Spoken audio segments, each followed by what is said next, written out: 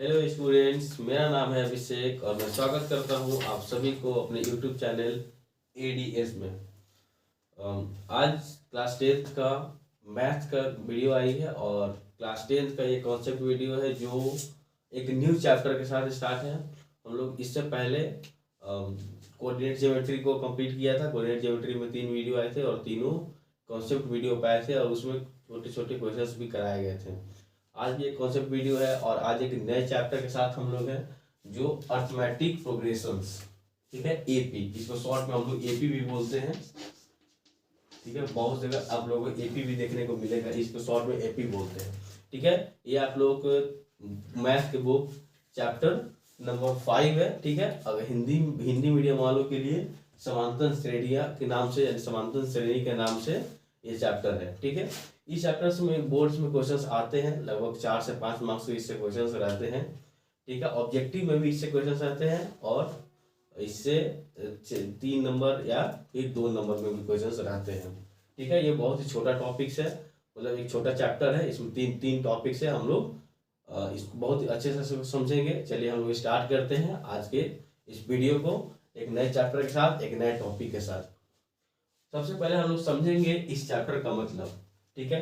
Arithmetic progressions का मतलब क्या है, ठीक है। समांतर श्रेणी का मतलब क्या है, ये चैप्टर का यूज कहाँ होता है और इसका जो मेन मीनिंग है, अर्थमेटिक प्रोग्रेशन का मीनिंग क्या है, इसके बारे में हम लोग समझेंगे, ठीक है। सबसे पहले अर्थमेटिक प्रोग्रेशन को मैं बताने से पहले कुछ एग्जाम्पल देना चाहते हैं, ठीक है। एग्जाम्पल क्या है, अगर मान लीजिए आप लोगों को कहीं जॉब लगता है और जॉब लगने के बाद कोई एक सैलरी फिक्स होती है, ठीक है। सैलरी एक फिक्स होती है, ठीक है। अगर हम लोग कहीं जॉब, नए जॉब भी है और ट्रेनिंग पीरियड में अगर हम लोग को 8000 दिए जा रहे हैं, ठीक है। और 8000 के साथ साथ ऐसा बोला गया है कि हर साल, मतलब कि हर एनुअल आप लोगों को 500 इंक्रीमेंट होगा, ठीक है। ऐसा कुछ बोला गया है कि आप लोगों को 500 का हर साल इंक्रीमेंट होगा, बढ़ाया जाएगा 500 रुपये, ठीक है। तो अगर मान लीजिएगा आप लोग का जो फर्स्ट मंथ, फर्स्ट मतलब पहले साल जो होगा, पूरे महीना वो 8000 मिलेगा आप लोगों को, ठीक है। जैसे हम लोग नेक्स्ट ईयर में गए तो आप लोगों को क्या होगा, 8500 मिलने लगेगा, ठीक है।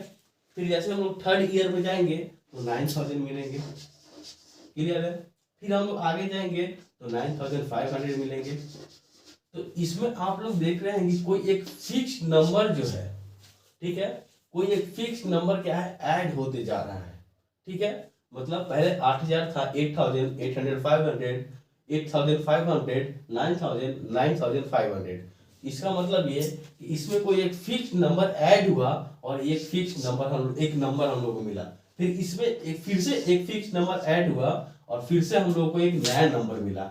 इसमें फिर से एक ऐड हुआ और एक नया नंबर मिला, ठीक है। और हम लोग ये देख रहे हैं कि बार बार जो ऐड हो रहा है वो एक फिक्स नंबर ऐड हो रहा है, ठीक है। एक फिक्स नंबर ऐड हो रहा है, ठीक है। 8000 था, 8000 था, इसमें 500 ऐड हुआ, 8500 हुआ, ठीक है। फिर से इसमें बढ़ा 500 और 9000 हुआ, ठीक है। फिर से इसमें 500 बढ़ा और 9500 हुआ, ठीक है। तो ये जो आप लोगों को प्रोग्रेशन मिल रही है, ठीक है, ये जो आप लोगों को श्रेणी मिल रही है, इसी को हम लोग बोलते हैं एपी, अर्थमेटिक प्रोग्रेशन, समांतर श्रेणी, ठीक है। इसका भी डिफिनेशन देखेंगे, बस एक छोटा सा एग्जांपल दिए, ठीक है। इसका मतलब क्या हुआ कि अर्थमेटिक प्रोग्रेशन का मतलब क्या होता है, मीनिंग डिफिनेशन क्या होता है, it is a sequence of number, it is a list of number which is obtained by adding a fixed number from previous fix number two the previous term, ठीक है। उसका मतलब समझते हैं क्या बोले अभी।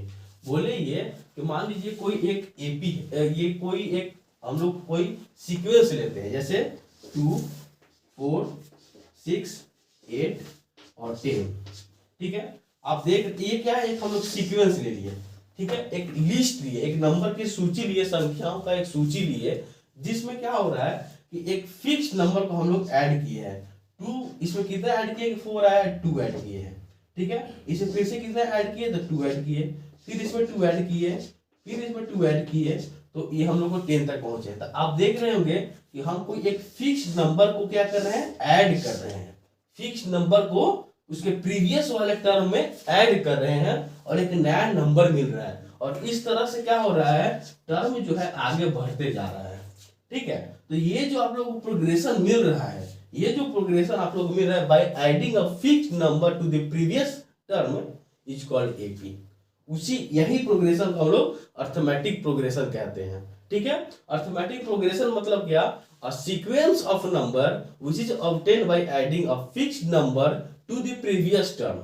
ठीक है, अगर मैं हिंदी में बात करूं, ठीक है, अगर स्टेट बोर्ड वालों के लिए बात करूं तो समांतर श्रेणी क्या है, एक संख्याओं का सूची जिसमें किसी निश्चित नंबर को, किसी निश्चित संख्या को उसके पहले पद में जोड़ने के बाद, ठीक है, उसके पहले पद में जोड़ने के बाद जो एक नया नंबर, जो नया एक सूची मिलता है, उसी को हम लोग क्या बोलते हैं, समांतर श्रेणी बोलते हैं। जैसे आप लोग देखते हैं, जैसे अगर 2 में एक निश्चित नंबर कितना ऐड किए, 2 ऐड किए तो 4 मिला, फिर इसमें एक फिर से 2 को ऐड किए 6 मिला, फिर से 2 को ऐड किए तो 8 मिला, फिर से 2, मतलब ये जो नंबर था ये कांस्टेंट था।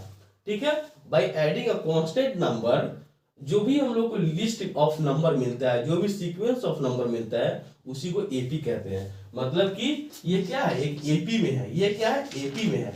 तो अगर हम लोग को क्वेश्चंस आते हैं, कोई सीक्वेंस दे दिया जाता है और क्वेश्चंस पूछा जाता है कि आप बताइए कि जो भी गिवन सीक्वेंस है, ठीक है, जो भी नीचे में सीक्वेंस दिए हुए हैं, जो भी नंबर का लिस्ट दिया हुआ है, क्या वो एपी में है, तो हम लोग सबसे पहले क्या करेंगे, दो टर्म के बीच का हम लोग क्या करेंगे, डिफरेंस निकालेंगे। ठीक है, दो, जैसे देखिए अगर मैं इस बीच के डिफरेंस निकालूं तो 2 आएगा, 10 माइनस 8 2। अगर इसके बीच के मैं डिफरेंस निकालूंगा तो 2 आएगा, 8 माइनस 6 2। तो अगर सभी जितने भी टर्म्स हैं, अगर उनके बीच के डिफरेंस अगर सेम आते हैं तो वह जो सीक्वेंस है वह एपी में होगा। ठीक है, एपी का कुछ हम छोटे छोटे टर्म्स को भी बताते हैं। ठीक है, अभी फिर से हम लोग समझेंगे कि मैं क्या क्या बताया हूं।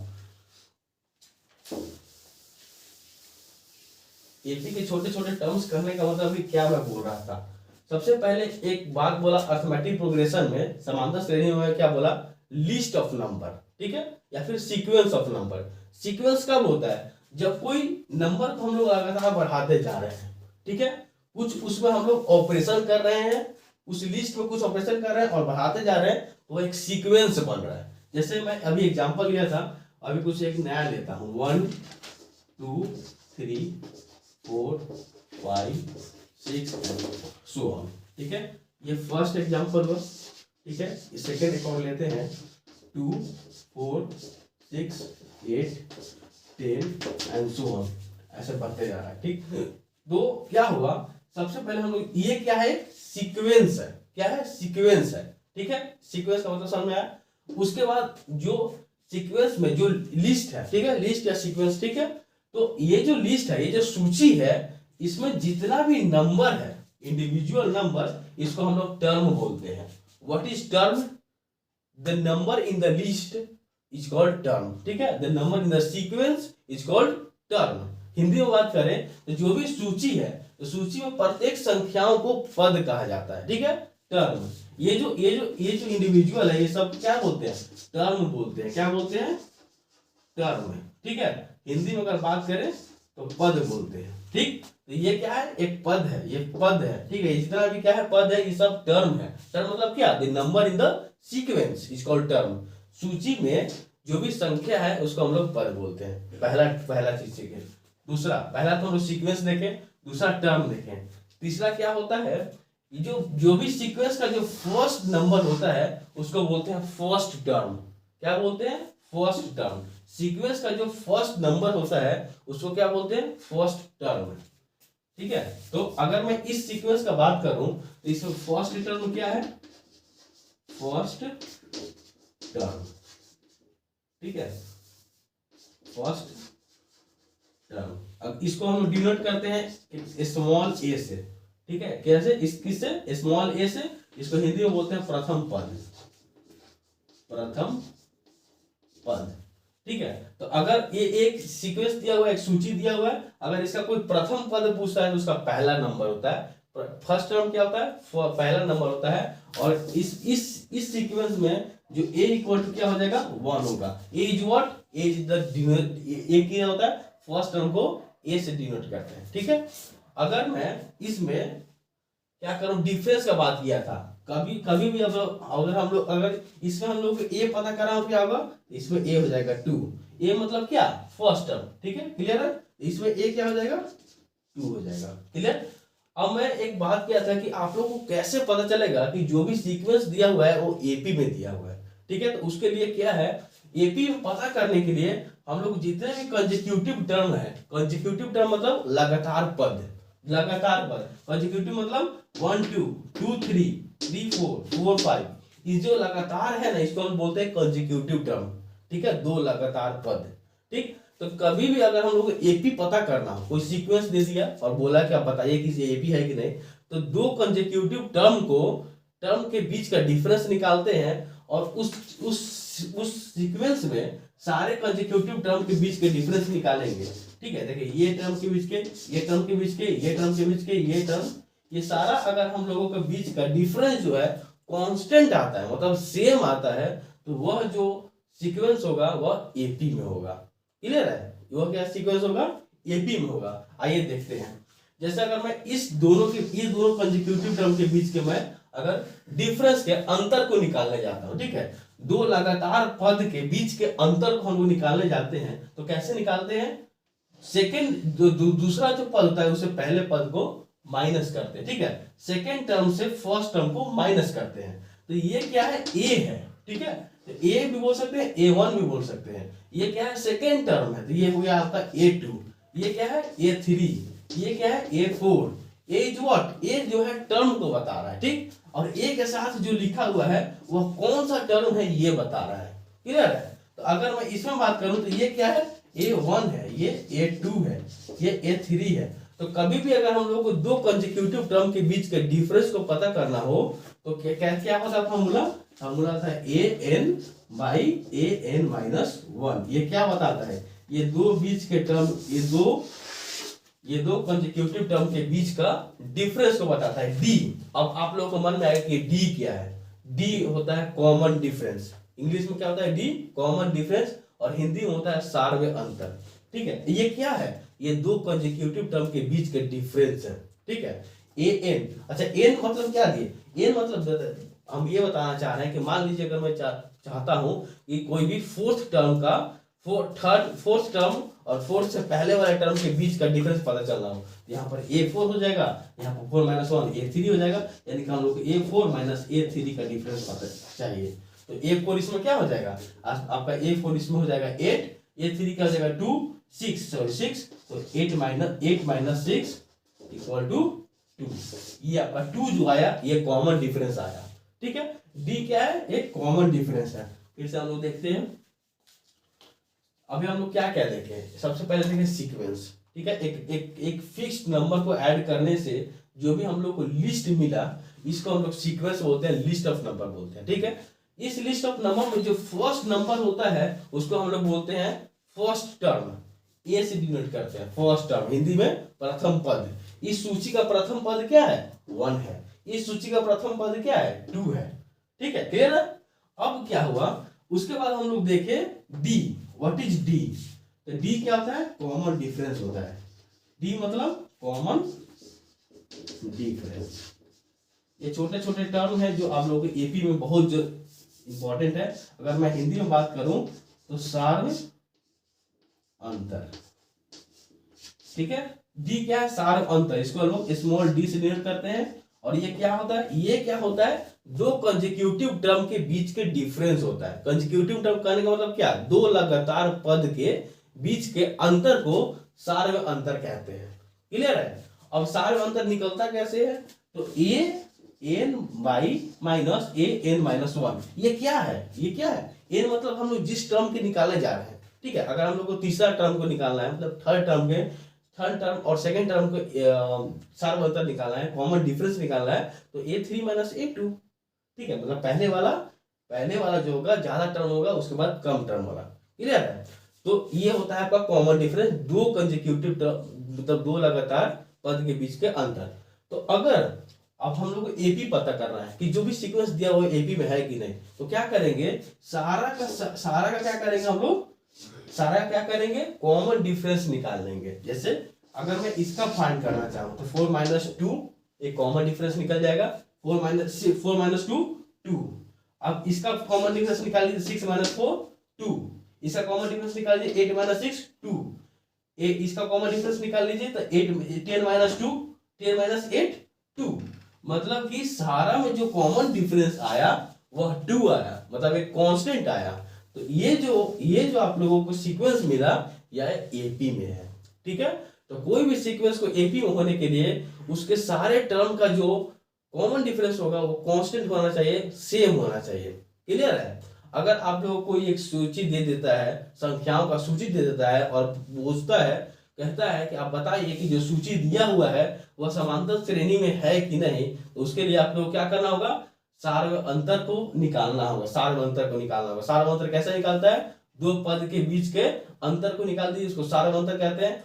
और जितने भी पद है ना, दो लगातार पद को अंतर के निकालते जाइए। अगर वो सेम आते जा रहा है मतलब वो जो सूची दिया हुआ है वह समांतर श्रेणी में है। क्लियर है। बस इतना ही कॉन्सेप्ट है इसमें, ठीक। अब जैसे हम लोग थोड़ा आगे बढ़ते हैं, इसमें क्या होता है कि एपी के कुछ टाइप्स के बारे में बात किया गया है, ठीक है। टाइप्स का अगर मैं बात करूं, एपी के टाइप्स, दो टाइप्स होते हैं, ठीक है। एपी का क्या होता है, टाइप्स मतलब प्रकार। अगर समांतर श्रेणी का प्रकार का बात करूं तो दो तरह का, पहला होता है फाइनाइट एपी, ठीक है। पहला क्या होता है, फाइनाइट एपी मतलब फाइनाइट अर्थमेटिक प्रोग्रेशंस, ठीक है। दूसरा होता है इनफाइनाइट एपी। क्लियर। अगर हिंदी में बात करूं तो फाइनाइट एपी को हम लोग बोलते हैं परिमित एपी, मतलब कि परिमित समांतर श्रेणी, ठीक। अगर इसको मैं बात करूं तो अपरिमित समांतर श्रेणी या फिर अपरिमित एपी भी बोल सकते हैं, ठीक है। तो ये आप लोगों का दो टाइप्स होते हैं अर्थमेटिक प्रोग्रेशन का। एपी का दो टाइप होता है, फाइनाइट एपी और इनफाइनाइट एपी। ये होता क्या है इसके बारे में थोड़ा हम लोग देखते हैं। चलिए इसका मैं अगर एग्जांपल बताऊं तो जैसे देखिए, अगर एक मैं एग्जांपल लिखा था आप लोगों को 2 4 6 8 10, यहाँ पर आकर सीक्वेंस खत्म हो जाता है, ठीक है। मतलब ये कि ये जो सीक्वेंस आप लोगों को हम दिए हैं इसमें क्या है, फाइनाइट नंबर ऑफ टर्म है, ठीक है। फाइनाइट नंबर ऑफ टर्म है, मतलब ये कि हम लोग उस सीक्वेंस में टर्म को काउंट कर सकते हैं। जैसे देखिए first term, second term, third, fourth, fifth, मतलब इसमें 5 टर्म है, 5 टर्म है। इसमें कितने पद हैं, 5 पद है। तो इसमें हम लोग टर्म को ज्ञात कर लिए, टर्म को फाइंड कर लिए। तो जिसमें हम लोग टर्म को फाइंड कर सकते हैं, पॉसिबल है, उसको हम लोग बोलते हैं फाइनाइट एपी, मतलब परिमित एपी। परिमित एपी मतलब क्या, जिसमें निश्चित टर्म हो, निश्चित पद हो, मतलब पदों का संख्या जो हो वो निश्चित हो, मतलब काउंट करने लायक हो, उसको हम लोग बोलते हैं परिमित एपी, ठीक है। अगर इनफाइनाइट टर्म का मतलब अगर मैं इसका एग्जांपल दूं सेकंड का, तो चलो स्टार्ट करता हूं 2 4 6 8 10 12 and dot dot dot and so on. मतलब ये कि हम लोग इसका टर्म को काउंट नहीं कर सकते हैं। काउंट आप लोग यहाँ तक कि ये तो खत्म ही नहीं है, वो तो आगे बढ़ते जा रहा है, समझ में आ रहा है। तो ये जब आगे बढ़ रहा है मतलब ये कि इसमें फाइनाइट नंबर ऑफ टर्म नहीं है, ठीक है। एक निश्चित संख्याओं, पदों का संख्या नहीं है इसमें, जो पदों का संख्या वो निश्चित नहीं है, मतलब यहाँ पर आकर रुका नहीं, आगे बढ़ते जा रहा है। तो इसको हम लोग बोलते हैं इनफाइनाइट एपी यानी अपरिमित एपी, ठीक है। इसको एक तरह से और समझते हैं।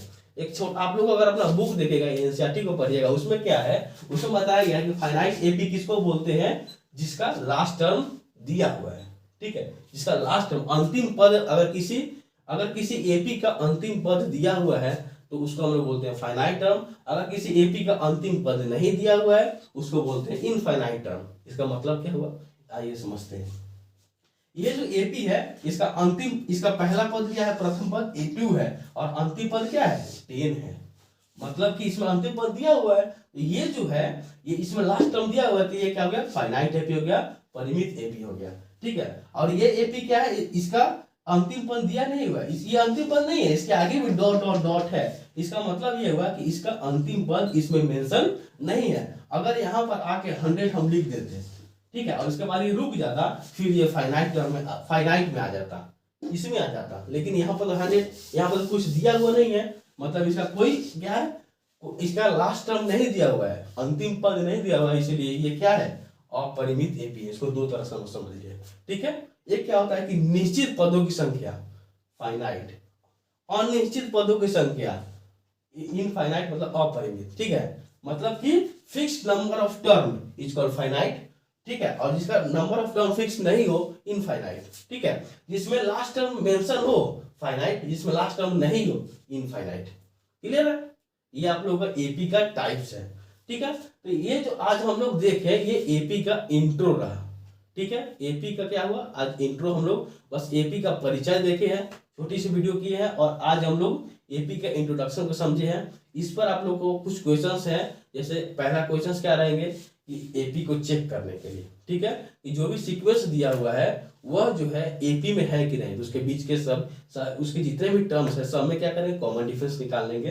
कॉमन डिफरेंस मतलब सारे में अंतर निकाल लेंगे, और अगर सारे में अंतर बराबर आता है, इक्वल आता है, सेम आता है, कांस्टेंट आता है, तो वह क्या है, एपी में है, पहला क्वेश्चन। दूसरा क्वेश्चन क्या होता है कि अगर मान लीजिए आप लोग को ए दे दिया 2 और बी दे दिया 3, ये बात समझ में आ रहा है, मतलब प्रथम पद आप लोग को 2 दे दिया और सारे में अंतर जो है वो 3 दे दिया, ठीक है।